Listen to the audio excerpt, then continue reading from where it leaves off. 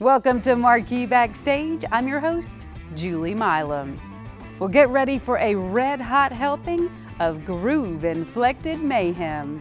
You're about to experience everything from freeform jazz to jam band improv and dance floor groove. With a unique blend of the funkiest of genres, this unorthodox collective throws the rule book out the window and caution to the wind. Get ready, party people. This is Fatbox. Money ain't everything.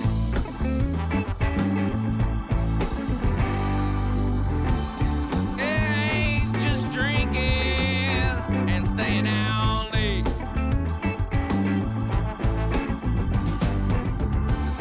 Come home stinking, been out of state.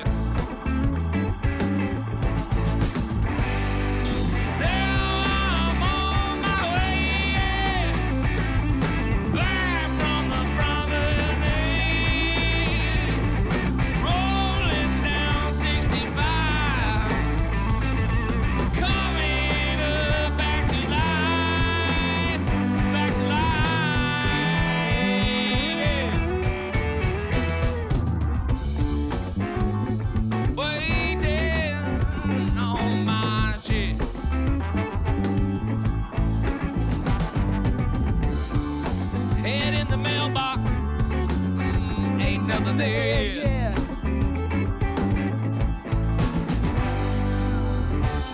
Time to... So who met first, and how did Fatbox come to be that we know today? Fatbox started out as a trio with Jonas Butler and Kevin Woolen and myself. And we all met at Western and started playing together. And played our first show in 2009. Yeah, we've been at it for a while. I was playing bass for Felonious Funk, and Clay opened up solo, and then he asked me to come sit in on bass with him. And so I went over to his house, and we practiced some tunes, and we hit it off right away. And I had him come over and jam with Fatbox, and we haven't looked back since. Reese and I first met back in the day, even before Fatbox formed. There was a group called Magically Delicious. And the first Fatbox show, we opened for Magically Delicious. So whenever, it was time for a new drummer, Reese just seemed like a perfect fit because he was, I'd already jammed with him back in those days. And Tanner just kind of fell into the fold. He'd jam with us and stuff, and then whenever Styles left, it was just like, all right, well, we need another horn. Right. How about trombone? We'll trade it sax for trombone. Right. Yep. So you've gone through different phases of Fatbox, but the style of music is basically the same. Is that something you came up with since you were one of the original three? Sort of. I think Clay had a pretty big stamp on that. When we started as a three-piece, we did a lot of more progressive kind of stuff. Mm-hmm. When I was in college, I was super into like Frank Zappa and that kind of thing. So I really tried to get experimental, and we were really out there on a lot of things. So when you first heard it, tell me how your ideas came to be. Well, okay, so my buddy was like, Clay, you need to come over and jam with these cats over in their house over here. And I was like, okay, let's get together. We go over there and jam, and things just sounded great. And so, I just kept on showing up to practice, and I think it was really this. And one night, we got this gig, and it was an all Grateful Dead gig, and we had to learn like 11 songs by the Grateful Dead, and I listened to Grateful Dead, but I didn't think that the other dudes in the band really listened to them. So like one night I was like, man, we're all gonna go see this Grateful Dead movie. And so we all went out as a band, we sat down, we watched this Dead movie, had a great time, just the camaraderie, and it was great. And but just listening to that music and just learning those songs, it just kind of pivoted the band it was to more jam band, more, in my opinion, Mm-hmm. It was more, and it wasn't on purpose. It was just what happened to the band. vibe just changed it was a little just bit. yeah. Yeah, I hear myself in the ass today. Yeah, I should have got her name. Should have got her name. Should have got her name. Should have got her name.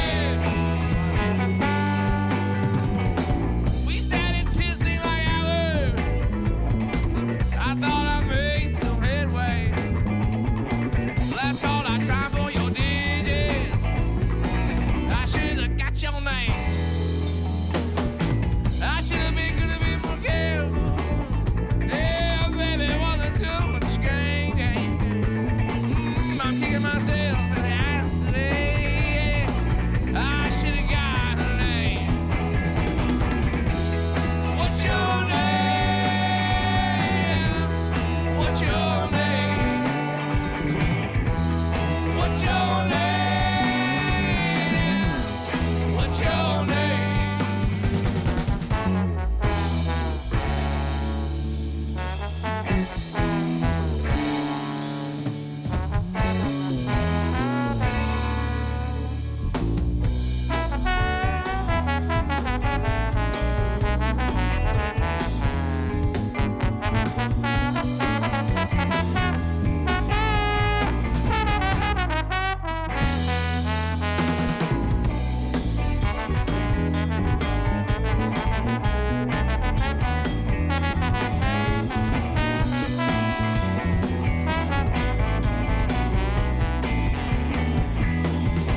I stayed up all night looking up profile pics. Old chicks that I had to see. Hoping to come and push your face so I can cure this disease. What's your name? What's your name?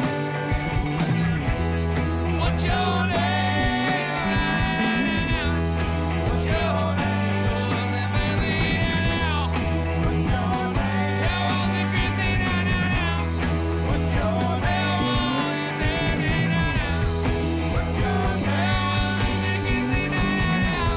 What's your name? Should've got it.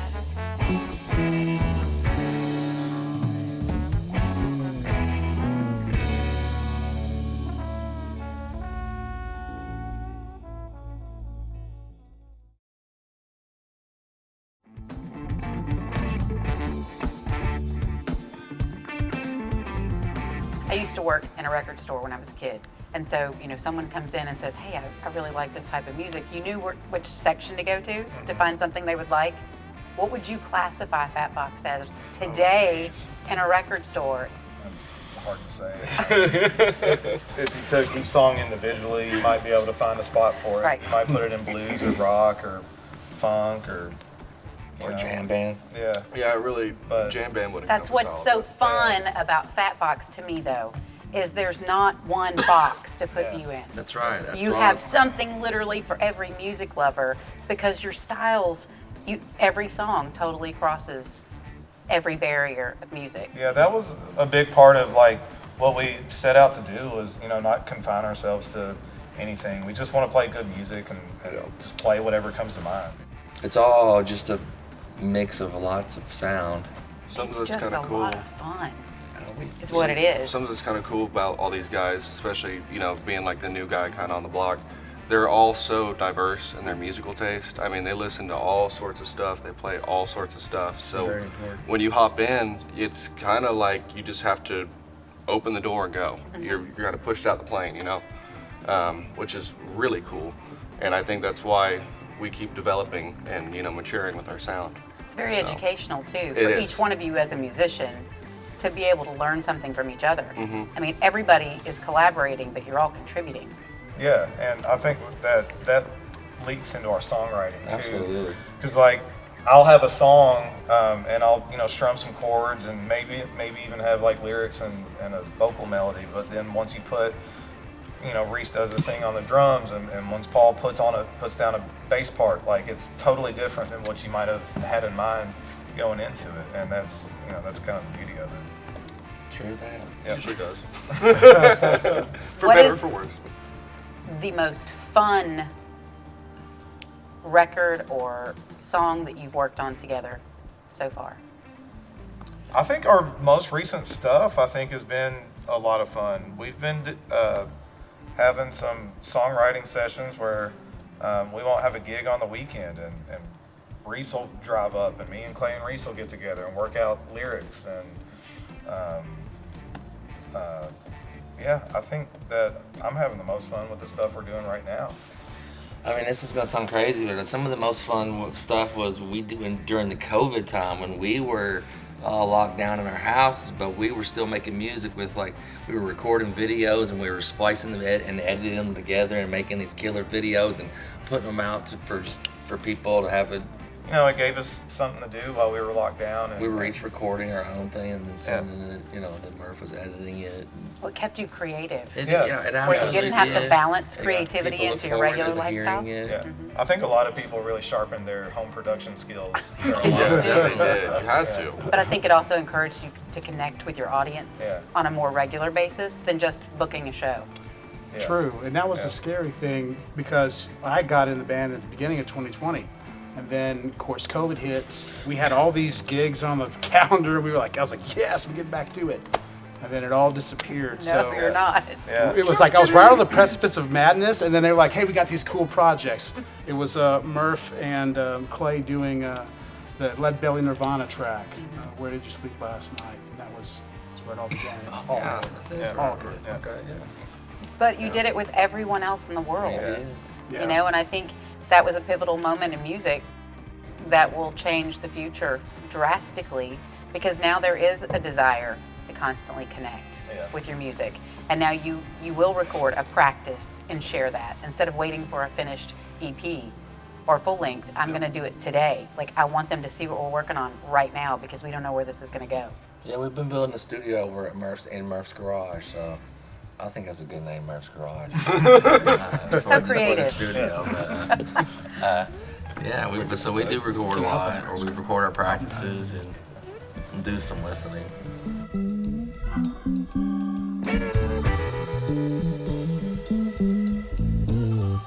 Machine, you're getting me. I wanna know the things you see. We came here tonight to lay the screw.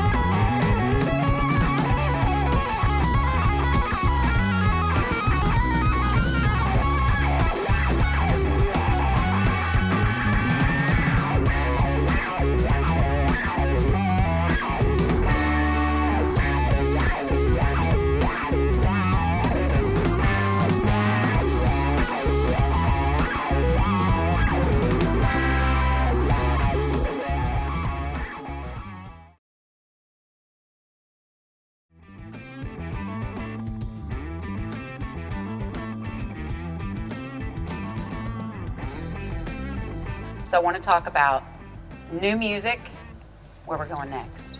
Here lately, we've been going through, you know, we're constantly coming up with ideas and recording them on voice memos. And so We have 100 voice memos. We have Yeah. at least Hundreds. Yeah, we have hundreds over the past. We have old phones that Yeah. that have all the, So that's been kind of fun. It's like we can always write new stuff, and we do, but it's a lot of fun going back and revisiting some things. Which one has been the sweetest surprise to go back and revisit that took on a completely new life maybe now? There's a tune called "Follow No One" that, I mean, the song was originally written probably 7 or 8 years ago, maybe. And it's something I would play a little bit of, and like, hey guys, let's work on this for a little bit, and then we play a little bit of it, and then move on to something else. And so, about sometime last year, I was really just we're like, we're getting this done. We're doing it. Don't stop. All right, Check we're the almost box. done, fellas. We're almost done. yeah. So Stay on it, fellas. Just stay on it. Who's the one who pushes that the most? Oh man, we all get going. I mean, when we're writing a song, it seems like when we're spitting lyrics like that, that's how we've done it the past couple of times, where we come up with a line and then somebody else comes up with a line, and we're like, oh yeah. That's try to get a general idea. Somebody comes up with a general idea for what the lyrics are about. But does it And usually come together pretty quick? The music part of it comes so easily, Right. and it's like, oh man, we got to write some words for this, or it's never gonna come out. So, which is what "Follow No One" was, and we ended up, the lyrics for that one ended up being about social media and how people are so inhumane to each other, and the chorus is share the love, block out hate, follow no one that leads you back in time. So it's like people go down these rabbit holes and just shout into this empty void and get all riled up over nothing, you know? And there's people that want us divided, and they're doing a good job of it. So that's kind of what that song's all about. And it seemed very fitting too because it's sort of a darker kind of song. But it's resonated. Yeah. And you're hearing that. Yeah. You're getting instant feedback from that. So it's stirring up people, making them think, Yeah. which is exactly what great music should do. Yeah. Move somebody. Yeah, What that's other- a good thing about Fatbox. I mean, you know, and you see a lot of bands, but you don't really remember them, you know. But Fatbox, you'll remember them because we make you feel the way we make you feel when we play. We've got songs in our head that we just have to get out of us. And as long as we can continue to do that, you know, I think we'll be happy. Yeah, we're musicians. I mean, Yeah. musicians got to play. Yeah. Music. So I mean, Yeah. my wife's just like, man, you like she's like, you just need to go play some music or something. Like that. Yeah, I mean, I might not feel good, but and when I start playing music, I mean, I just start, you know, I might have a headache. I might just be not feeling good for something. But when you just start playing music, you just forget about that, and at the end of the gig, you're just perfect. You're just Yeah. where you need to be and where you are. Yeah. It's a release for sure. But it works that way on both sides. It works that way for you as the musician, but it works that way for us as the listener. It's instant medicine. Oh, yeah. It's the language we all speak, whether we play it or listen to it, whether we give it or receive it. It's a gift. It's always been my Absolutely. goal as a drummer to make somebody dance. If I see people dance, then I know my job is complete.